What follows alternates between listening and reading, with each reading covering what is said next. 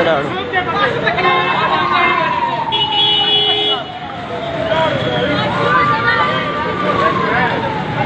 ماشوم لاړو څه دی دا باڼه څنګه دغه وې دا دې کې پروت دی راوړی ابراهیم دا ونه وکړه کچر دی راونیو